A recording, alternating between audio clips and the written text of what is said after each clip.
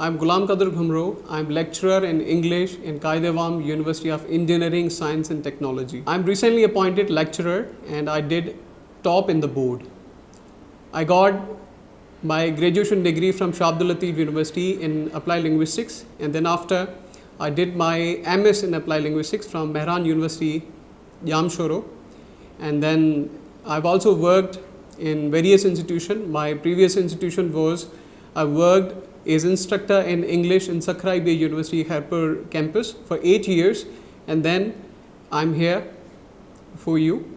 So I will share my experience with you, that what are the secrets behind doing good marks in tests in SPSC, FPSC and other university tests for job recruitment. So for English lecturers or the students or the candidates who are interested in passing the English papers or English tests, so there are some strategies for them. If anybody wants to pass a test, first they need command in reading and in writing. Grammar competency is also there. So getting command on reading is very necessary. So I'm telling you the secret behind it. If somebody has a paper in which he is given 100 minutes, now a candidate, if he wants to pass a test, he must do that test within 75 minutes or 80 minutes. The 20 minutes should be kept for the review. So this is one of the secrets.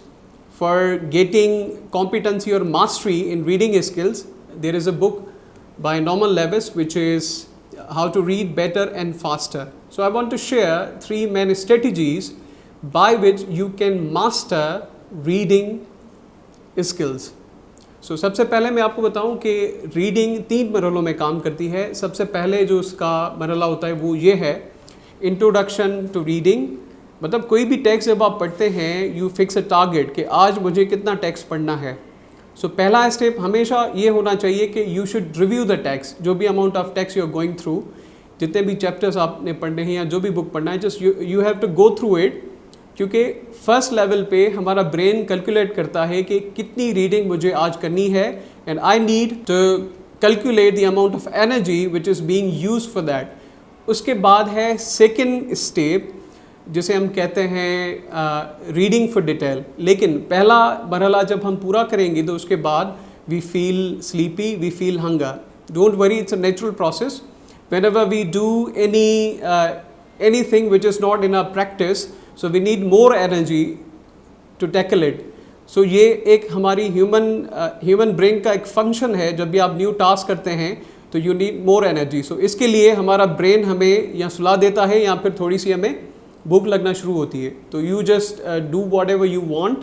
After doing the first step you need to go through all the details.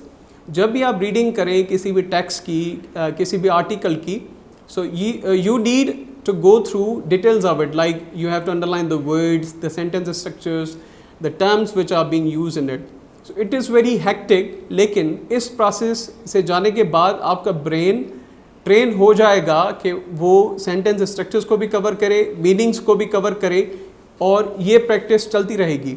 अगर आपने detail reading में किसी भी book को detail reading आपने पढ़ा हुआ है, तो फिर थर्ड स्टेप में whenever you need to reread that book, you will have less amount of time.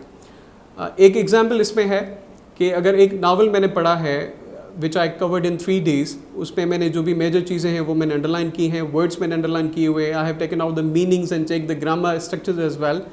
So whenever I need to reread it, just I need to go through all the material which is highlighted या फिर underlined है. उसके अलावा किसी भी चीज़ को पढ़ने की ज़रूरत नहीं है, because the data is already stored in my brain. I will just need to unlock it.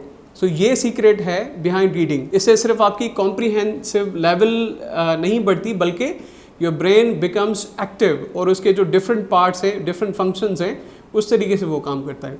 जब भी कोई भी टेस्ट आप देने जाएं, उससे पहले आप अपने ब्रेन को ट्रेन करने के लिए रीडिंग प्रैक्टिसेस ज़रूर किया करें.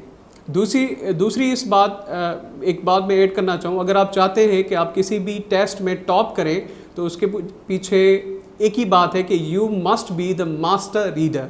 और इसके लिए इंटरनेशनल लेवल में 6 लेवल्स होती हैं इंग्लिश में, जिन्हें हम कहते हैं CEFR levels. So you must be having C1 advance level. वो लेवल आप आसानी से कोई भी इंग्लिश का कोर्स करके स्टेप बाय स्टेप अचीव कर लेंगे। अगर आपकी C1 लेवल है and if you have C1 advance level, फिर आप आसानी से किसी भी टेस्ट को क्रैक कर सकते हैं। Once you have achieved a level, उसके बाद सिर्फ कंटेंट, पर्टिकुलर कंटेंट है उसके गो थ्रू होना है, बाकी testing strategy I have shared with you. Second होती है राइटिंग डेवलपमेंट। अब writing development is equally important as reading we have. अगर राइटिंग के अंदर you know how to write perfect expressions, how to write concise writing, how to write to the point, तो फिर आप completely like you are ready for the things. Writing आपकी तभी develop होगी जब आप रीडिंग के अंदर मास्टर लेवल तक पहुंच जाएंगे। और राइटिंग में मैं आपको बताता चलूं कि for the writing development grammar competency is very important. एक बिलीव है सोसाइटी में कि grammar is not important for developing language. वो हम स्पोकन के हद तक कर सकते हैं। If somebody is spending a particular time एक पर्टिकुलर माहौल में, तो वो स्पोकन सीख सकता है। जैसे हम अपनी नेटिव लैंग्वेज की ग्रामर नहीं पढ़ते, लेकिन हम नेटिव लैंग्वेज सीख जाते हैं। But when it comes to writing we need grammar, we need grammar competency. अब ग्रामर को कवर करने के लिए एक बहुत ज़बरदस्त बुक है like brush up your English. उसका जो एरर करेक्शंस का चैप्टर है वो बहुत ही ज़बरदस्त है। अगर आप उसको कवर कर लेंगे तो मोस्ट ऑफ आपके जो इंग्लिश एरर्स का जो पोर्शन है वो आपका वहीं पे कवर हो जाएगा। दूसरी इसमें स्ट्रेटजी ये होती है कि एरर्स आर एंडलेस। तो एरर्स को फाइंड आउट करने के लिए you need reading a lot, just go through the text, you will learn structures by yourself. और ग्रामर जो कैंडिडेट्स नॉन इंग्लिश ग्रेजुएट्स हैं, जिनकी डिग्री कोई पर्टिकुलर लिंग्विस्टिक्स या लिटरेचर में नहीं है, उनको ज़्यादा इंग्लिश कवर करने की ज़रूरत नहीं है। जस्ट ग्रामर कॉम्पिटेंसी जो उनको लेवल चाहिए, और जो रीडिंग राइटिंग स्किल्स हैं उनके अंदर उनको C1 एडवांस लेवल हासिल करना है। कोई भी कमीशन की टेस्ट पास करने में, कोई भी करियर ओरिएंटेड करियर हासिल करने के लिए, सो ये कॉम्पिटेंसी दोनों लाजिम हैं।